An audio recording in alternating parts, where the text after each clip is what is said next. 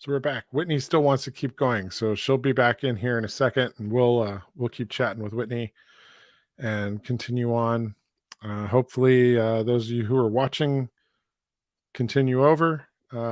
If you're catching this on the replay, this is part 2 of my interview with Whitney Wegman-Wood. I'm calling it episode 10.3.1.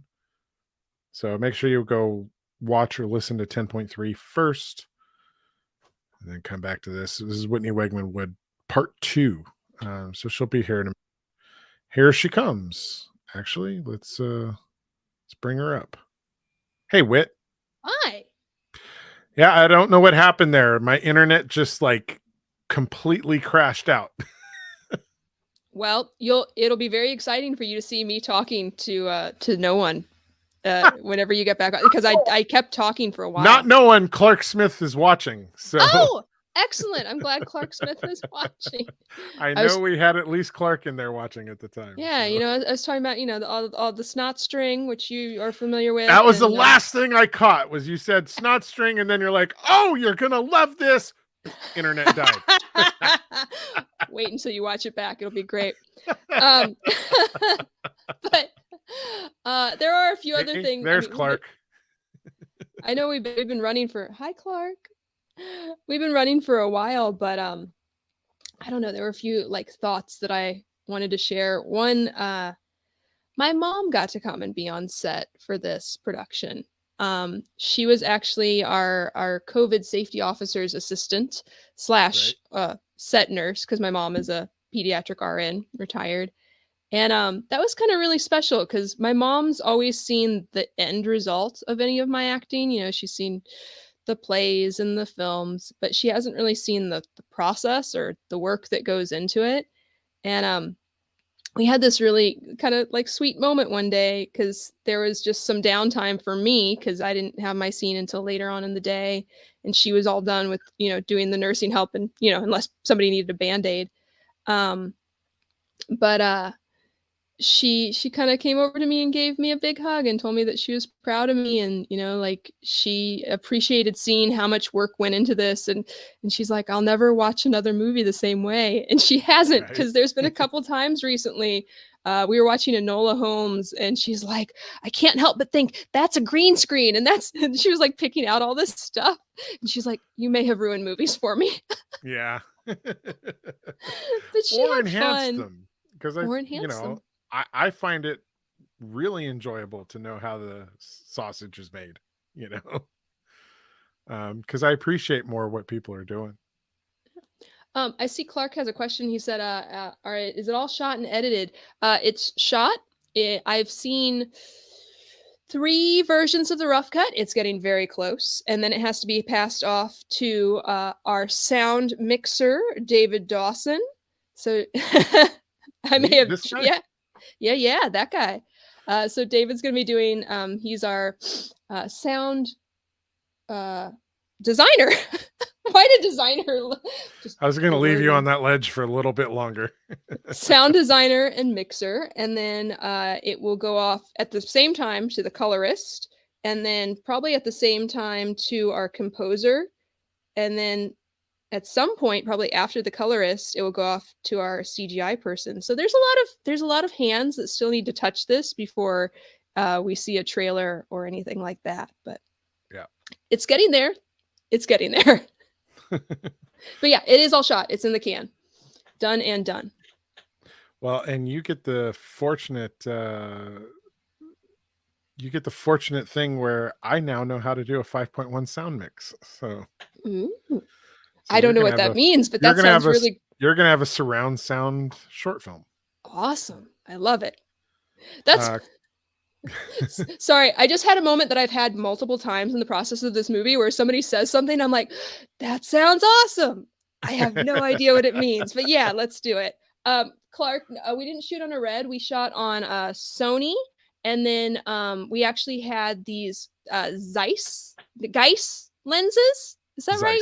Zeiss. I was right the first time. Zeiss lenses, and so I guess it enhanced the Sony's abilities. Again, this is where I'm like, people say something, I'm like, that's cool. What does that mean? What does that do for the film? And they'd have to explain it to me. Yeah. The feature that I just finished editing was shot on red, and I gotta tell you, I'm not a huge fan of the red footage. We talked about shooting on a red, but there was like a couple reasons. One was budget. That's why I chose not to shoot on a red. And two was we had two Sony cameras. So I liked the idea of having a backup. Yeah, Again, this is you and I talked about that quite a bit. yeah. Yeah, I think a lot of that is just, again, stage manager sensibility where it's like, rather have a backup and than not. But yeah, it turned out I think it's as quality as the red. I looked at both. Like I did a lot of research on both of them once everybody's like, "Oh, well we have this or we have this." And so I started watching different footage and really depending on how you do the colorization at the end, like they look very similar.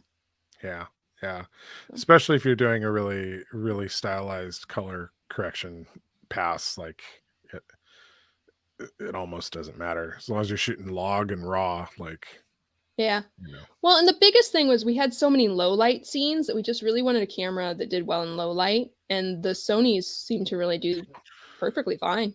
yeah. The Sony's, the Blackmagic Pocket Cinema Camera, 4K, Mm, 6K, those do pretty well in low light. The Reds, again, it depends on what lenses you're using too. yep. Faster lenses, darker scenes, you can get away with stuff. But really, kind of the key there is I always say shoot with what you got and shoot with what you're the most comfortable with. You know, especially if you're doing an independent film, like an independent short film at that, which is never going to get distribution. It's not. Right. It's a festival piece. Well, and these Um, Sonys were Taylor's Sonys, so she's super comfortable with the camera. So it's like you said, like you want to make sure that the equipment aligns with the people that you have on board and make everybody as comfortable as possible. yep, So, yep. but yeah, I was really impressed with the Sony cameras. We have a couple of shots where it's like the night sky. Oh my god, you can see the freaking Milky Way. It's so pretty. Well, it helped that you're also in the middle of nowhere. So, Oh yeah, there was no light pollution. It was awesome. It yeah, was just like black with little dots. yeah. You remember? I went and shot the comet that came by a couple years ago. Yeah, All of my footage came off of my Blackmagic Pocket Cinema camera. nice. Yeah, those are So really pretty yeah, shots. all the footage, all the shots you saw, the comet on the horizon, and like yeah, that was all shot on my Pocket Cinema camera. See, that's one of those where I kind of want an excuse, like write something where we have to go out to New Mexico. Because man, have you seen some of the night shots out there? Yeah, Gorgeous. yeah. Middle of nowhere in Arizona too. Oh yeah, Same thing. Yeah, the further away you can get from city lights, the better. yeah. Actually, up in Julian, they have that whole no light pollution ordinance, I guess. Yeah, yeah. There's a campground in Julian, and again during COVID time, my family and I we went up to that campground.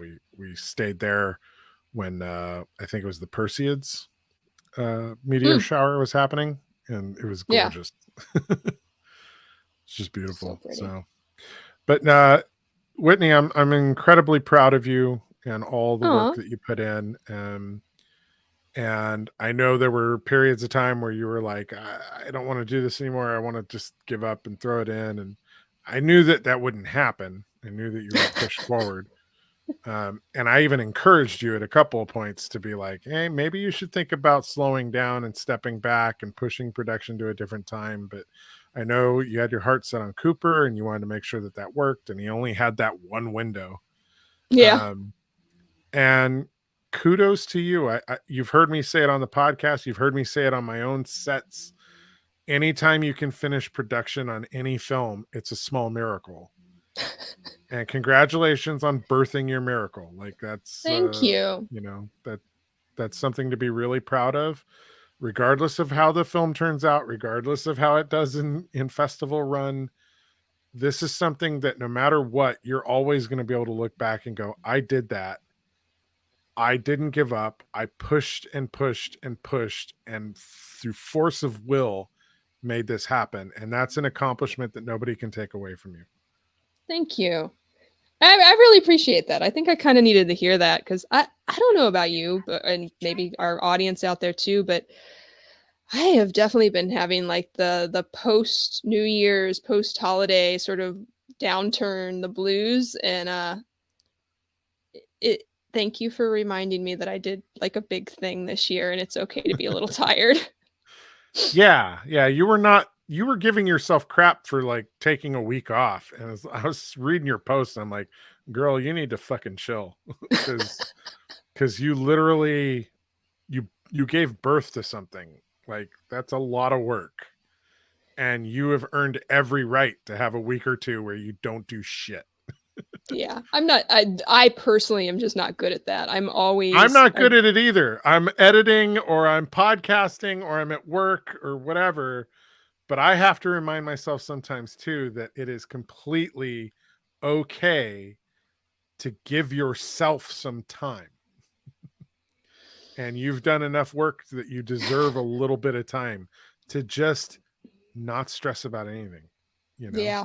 Just don't stress about anything for just a moment, because once you start getting close to the end of post-production on this, then all of the I'm submitting to this, I'm submitting to that, the funds are drying up because and it's expensive to submit a Mm-hmm. movie to a lot of film festivals, and most of them are going to tell you no. And Yep. that's really disheartening. So take the time to just chill right now, because you've got more stress on this film coming. I'm telling you, as a producer, I'm telling you right now, the stress isn't over, girl. Oh, I This know. is the I know. pause. This is the pause. Enjoy the pause. I should try and enjoy the pause. What is that? It was my 8:15 alarm that I'm not supposed to eat now. Oh. So, Oh, yes, because backdoor time tomorrow. Got it. not because of that. I do intermittent fasting. I only eat between 12 and 8. So, Right. yeah. So I tried that actually. Because I told you that I was trying to lose weight for the film because I'm supposed to look quite thin by the end of it, and so I started doing the intermittent fasting. Words. Words are struggling. It's getting late. I've been up since like 6 a.m. I I've guess been up you've been since up 5. So, since 5, yeah. So words, they're hard. But yeah, so I did the intermittent fasting and I lost like 10, 12 pounds in just a month and a half or so, which was yeah. great. I mean, because it helped with the makeup and looking emaciated by the end of the movie. But yeah, Well, there you it go. I'm works. glad it worked. It worked. Because I But know we then talked about the fact that you needed to be emaciated a bit. yeah, but then the holidays happened and all that work was undone. Right. Well, the good news is you could go back to intermittent fasting. You could lose it again. I can. And we can go hiking. Yes, hiking's good and important. I did do the treadmill at work. So Nice. I did not miss out on doing a bit of a walk, because I know we skipped Sunday because I wasn't feeling well, but I did end up going to the treadmill at the gym and at work, and got a little bit of walking in. So That's awesome. So John and I have been walking at least half an hour every evening. well, So there you go. there you It go. helps that you have a partner who does that with you. Yes. Me, if I want to go walk for a half hour in the evening, it's like it's alone. Yeah. In the dark. Well, most of since about 2020 on, it's just been me alone. But John is on the bandwagon now, so There you now I go. got a buddy. It's that new year, new you thing. So having gone through what you've gone through, what would you say to another one of our actor friends who's contemplating jumping into producing their own thing? What would you tell them? Do you want knee-jerk reaction? I want an honest Whitney reaction. My knee-jerk reaction is, don't do it! Don't do it! No.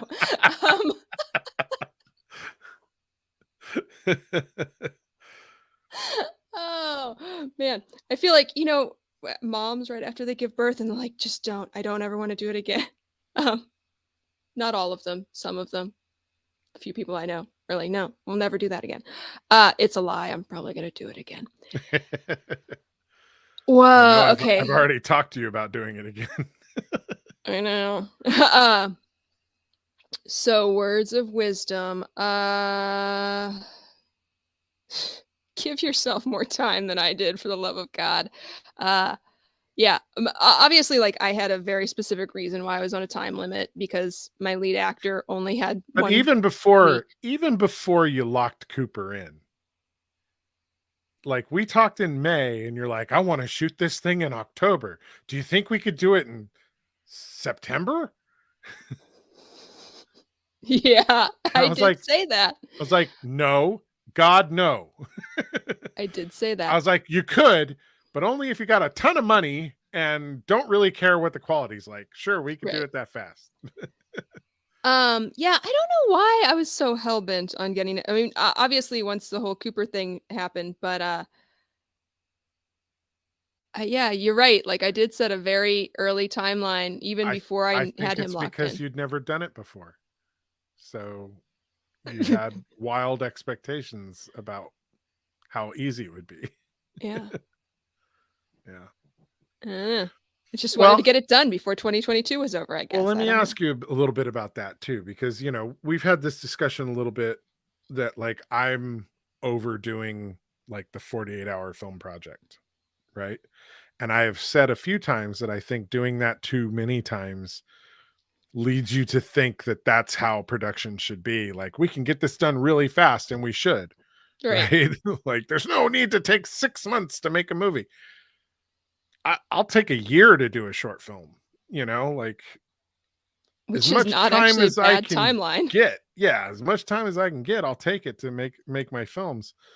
Um, do you think that because as an actor, you've had so much film experience in situations like that where it's 48-hour film projects, National Film Challenge, it's corporate jobs, which, oftentimes feel like they're really rushed. Do you think that affected kind of your perception of what the work would be? Um, I mean, I don't know that it was just that, necessarily. I think it goes back to what you said earlier about the fact that, uh, as an actor who pretty much has always just acted, at least within film, in theater, I've had more of a well-rounded experience, but, I think I just didn't know, because even whenever I've been on bigger projects, for me, it's a few days, a week tops, and whatever time, I'm working on my lines and stuff beforehand. Um, yeah, I think I just didn't know any better. So both probably because of, like you said, the shorter projects I've worked on, but even the longer projects, like I don't have any scope of what everybody else is doing. Yeah. Um, When I shot What's the Vig, um, all those years ago, my first feature film, um, we had an actor on the set who, I'll be he talked about it when he podcasted with me after, so I'll go ahead and say it. But our lead actor, um, kind of got really testy with us towards the end of the 26-day shoot and laid the law down with us that he wasn't going to be on set longer than 8 hours for any of the remaining days of shooting. And we just needed to figure it out. Because he was tired of being on set for 10 hours and only working for 6. It's like, dude, do you have any idea that the crew is sleeping on the set at night because we're here that late and we don't want to drive home and have to drive back in the morning? Like he just didn't understand how hard the crew was working compared to what the actors were being asked to do, like it was so disheartening for the crew when they found out oh, afterwards.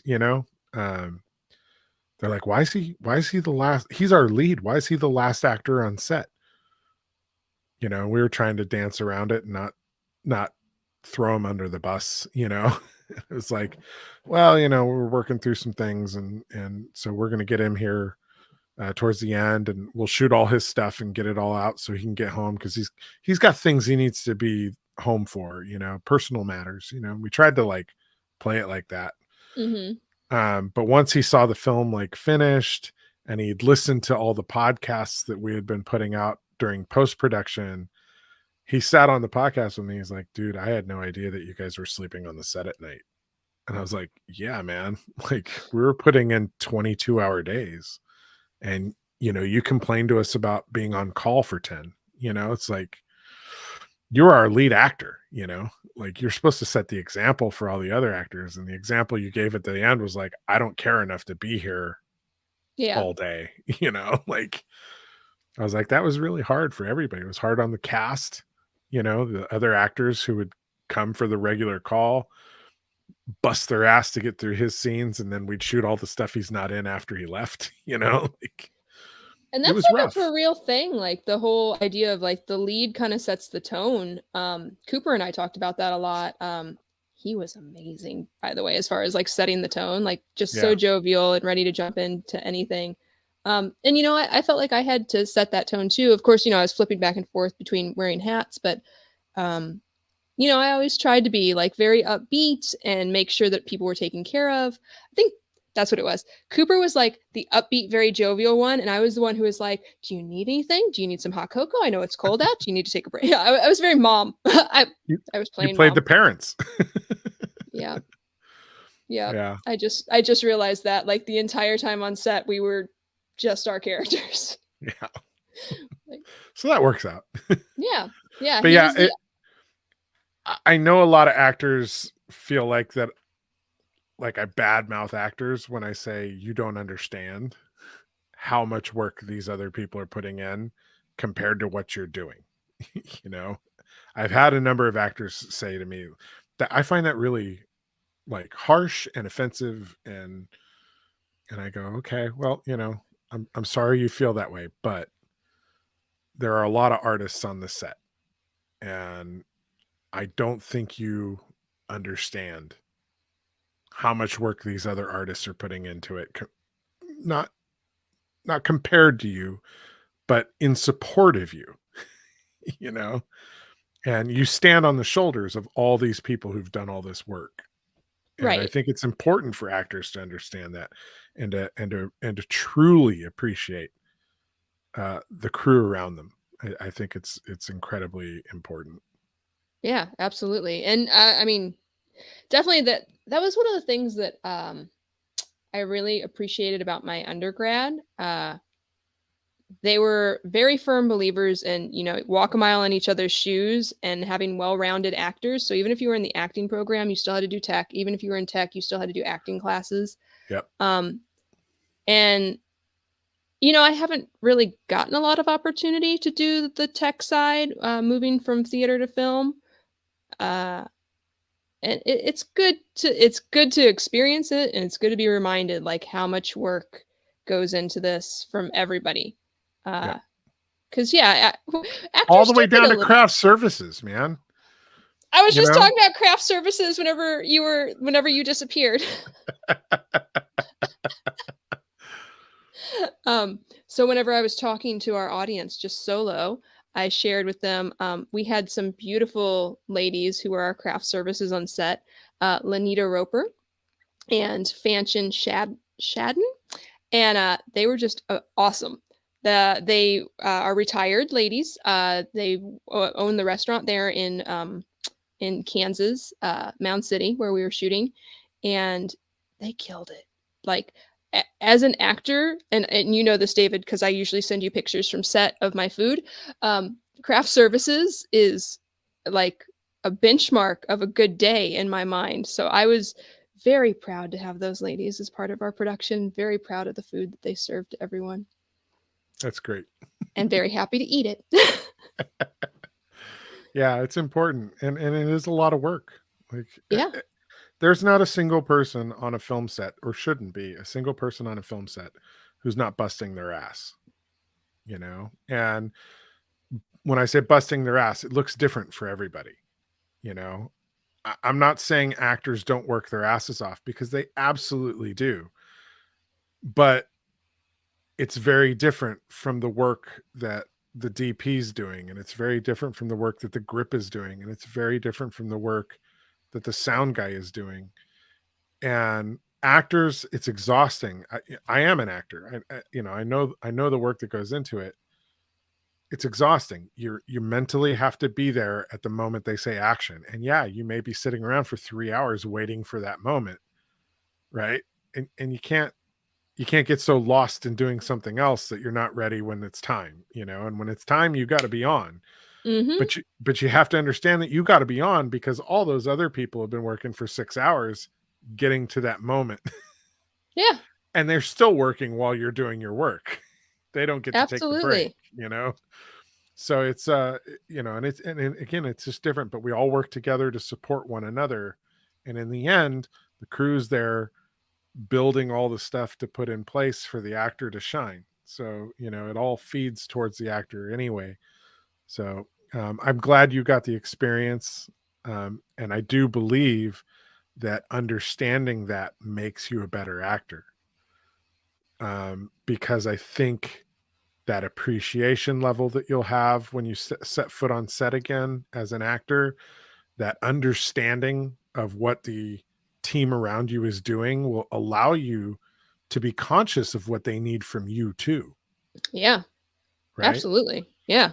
Now that you've worked with a DP as a producer and kind of gone through that with her and with the director on what the vision of the film is and what the framing of the shots should be, and all that's going to help educate you working with your next DP as an actor, Right. because you're going to understand what it is they're trying to do. You're going to understand instinctually why the blocking needs to be this or that, you know, and you can help with the whole process because, you know, like what lens are you on? You know, once you start understanding the lenses, like, oh, I'm on a 55. Okay, well, that's like a medium close up. That's great. You know, like, oh, I'm on a 16. Oh, okay, that's a wide. So like my whole body's in the shot. You know, like there's whole different language that you can speak once you start to understand that.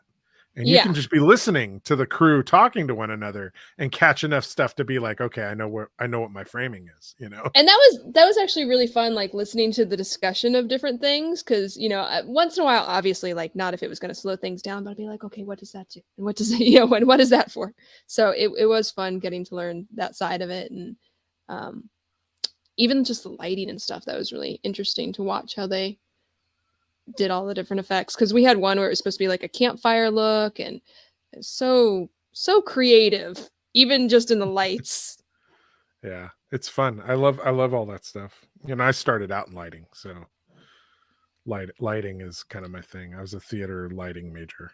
So Lighting was always really challenging for me. Like I said, in undergrad, like, they required us to do a little bit of each thing, and so at one point, I did have to do lighting design, and, it boggled me. I'm just like, "It doesn't behave like pigments." Urgh. And I'd as get you can, really yeah, because pigments are additive yeah, and light is subtractive. yeah, and it Yeah. would really frustrate me because, like, I for whatever reason, at that point in my life I mean, since then, like, I've done more lighting and I understand it better, but I could not wrap my brain around it whenever I was in undergrad. I mean, look at my lighting setup. Like, obviously, lights is still important to me. Yes, I've, yes. I've got, I've got magnetic clip lights. Nice. I've got wand lights. Even my bedroom lights are all LED strips and colored RGB LED lamps in the lamps. For the Yeah. love of light. And I can control it all with my phone. It's like a Aw, disco in here. It's crazy. technology. David's disco. I like it. But well, I'm looking forward to getting the film, working on the audio for you, and you know, just another piece of collaborating that you and I get to put into our bucket of things that we've done together. I think it's gonna be Um, killer. I've just like you said, you know all these new sound things now. I don't even know what you're talking about, but it sounds awesome. well, it's one of those things where like I can make it sound like a bird is flying from behind you, over you, and then in front of Ooh, you in a way, right? Like nice. I can create that surround soundscape now. So Nice. I like it. yeah. So yours will be my second picture where I do a 5.1 mix. So Ooh, so excited. I do think it's gonna be cool. I can't wait. I periodically, I fluctuate back and forth between like, there's so much work still to be done, and then like, oh, but I'm so excited! Look how pretty this looks. Oh, that's fun. Well, let's give everybody one last chance to ask you a question or post a Yeah. comment before we wrap this up. We'll leave this up for a minute or so. Going forward this year, like obviously we're going to finish your film. I very much want to work on a play with you. Maybe for Fringe, but like I probably need to look at the calendar and figure out how that'll work. Yeah. I mean, if not at Fringe, we do have access to quite a few little theaters around here. I think we could work it out. Yeah, and I definitely I need to shoot Midnight Rest. You do. I got to get that done. I got to get that out of my system. So Yep. It's been clawing at your consciousness for like a while now. Yeah. So will you produce it? Yeah, I already said that I will come on. I just wanted to get it on the recording, so you're on the hook. All right, I'm on the hook. I'm helping David produce this, despite my earlier comments about how painful producing is. Yeah, it is painful. It is very painful. And with my full-time job now, I can't devote all my time to it anymore. So I gotta have somebody to help me. And Teresa's on the road all the time, so I will be happy to help you produce. That's a relief. All right. Well, it looks like we're not getting any more questions for the night, which is fine. It's fine. All right. We do need to have Clark on to talk about Mystery Highway, which is a film we worked on. It is. Together. That is now streaming. It's now available. People should go watch it. Streaming on, what is it? Amazon. I think it's on Vudu now. Mm-hmm. Tubi. I think it's on Tubi. Tubi, and I think Apple TV. And am I is wrong? Yeah, it might be on Apple TV. I'm trying to think. I think I rented it off of Apple TV whenever I was, because I watched it with my dad whenever I was visiting in Atlanta. Clark's on there. Tubi. Let's see here. And nope. Okay. Yeah, Tubi. Reveal. Yeah, so it's on a number of different streaming platforms. So, people should go check it out. Clark, let me know when you're available, and we'll set it up. You, me, and Whitney, and we'll chat about Mystery Highway. It was awesome. I was really excited. Like it was fun watching that with my dad. Yeah, what do you think?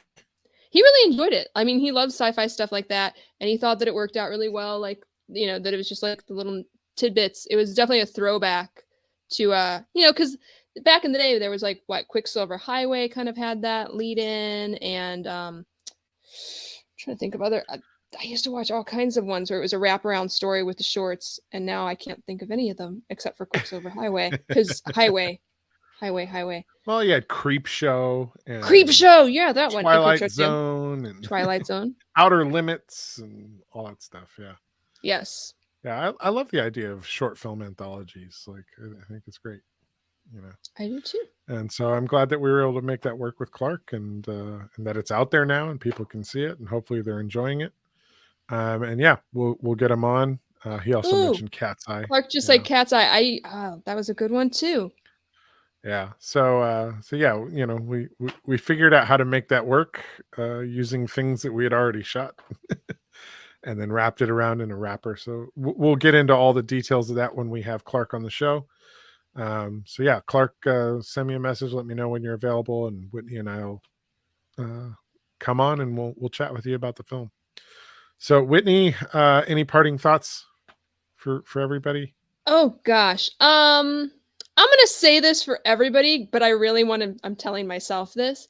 Take this time at the beginning of the year to do some self-care and prepare yourself for 2023. There you go. Everyone could use this advice. Hopefully I'll take my own good advice. I hope so too. You need it. You need some rest. All right, Whitney. Well, thank you so much. Thank you, David. Everybody, like I said, we're available on Spotify and all the other podcast platforms: Apple's Podcast, Google Podcasts, iHeartRadio, you name it, we're probably there. And you'll be able to watch video on our YouTube channel, which is youtube.com/intellectual entertainment, or you can watch the videos on Spotify.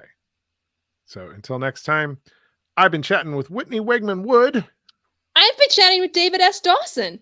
And this is the Intellectual Podcast. Hello there, citizens. I am the terror that flaps in the night. I am the floaty that will not flush no matter how many times you try in the toilet bowl of crime. I am Darkwing Duck, telling you please, talk hard and enjoy the mindgasm. Whatever the heck that means. After all, you are watching Intellectual Podcast with your ears.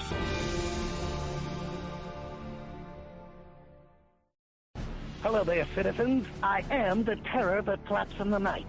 I am the floaty that will not flush